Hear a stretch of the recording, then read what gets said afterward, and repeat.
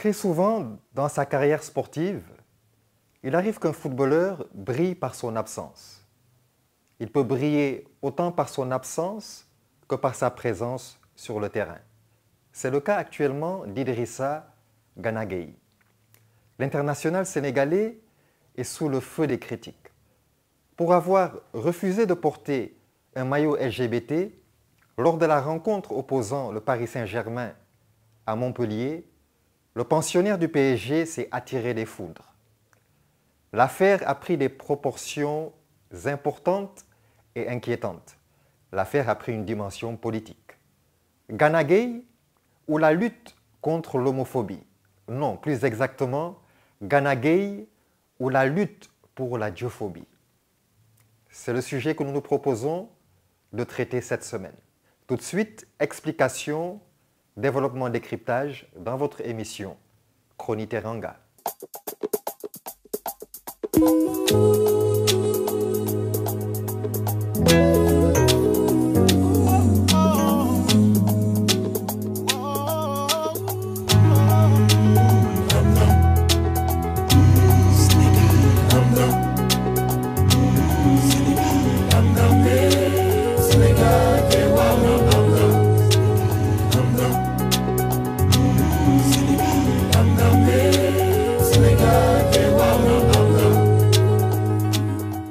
Gana Gueye n'en finit plus de faire parler de lui. À ce rythme, on pourrait lui décerner le ballon d'or des critiques. Le milieu de terrain sénégalais du PSG est dans la tourmente, pointe le quotidien 24 heures à Dakar, depuis son refus d'arborer un maillot floqué aux couleurs arc-en-ciel de la communauté homosexuelle. C'était lors du match contre Montpellier, samedi 14 mai, pour le compte de la 37e journée de Ligue 1. Une opération de soutien à la communauté LGBT organisée par le club à l'occasion de la journée internationale de lutte contre l'homophobie qui avait eu lieu le 17 mai. Depuis ce week-end, note le quotidien sénégalais, le joueur du PSG est la cible de plusieurs attaques sur les réseaux sociaux et dans certains médias. En plus des dirigeants de la communauté LGBT, des responsables politiques comme la candidate LR à la dernière présidentielle en France, Valérie Pécresse, ont rué les brancards appelant à des sanctions contre le champion d'Afrique. Pour autant, Idrissa Gana Gueye a reçu de nombreux soutiens au Sénégal, en premier lieu celui du président de la République. Je soutiens Idrissa Gana Gueye. Ses convictions religieuses doivent être respectées, écrit Macky Sall sur Twitter. Pour sa part, le leader de PASTEF et tête de la liste nationale de la coalition Yewwi Askan Wi a lui aussi apporté son soutien à l'international sénégalais.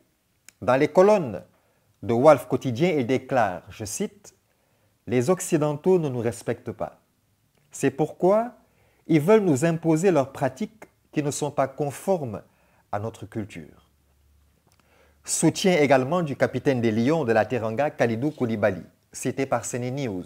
« Monsieur Idrissa Gueye, vos choix doivent être respectés et non interprétés. » Nous le disions précédemment, à l'occasion de la journée internationale contre l'homophobie, la transphobie et la biphobie, le maillot du Paris Saint-Germain avait été floqué lors de ce match aux couleurs du drapeau LGBT. Le sigle LGBT, pour rappel, signifie lesbienne, gay, bisexuel et trans.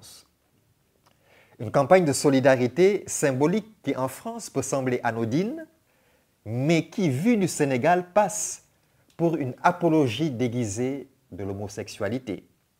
Par ailleurs, qui est une orientation sexuelle réprimée par le code pénal du pays.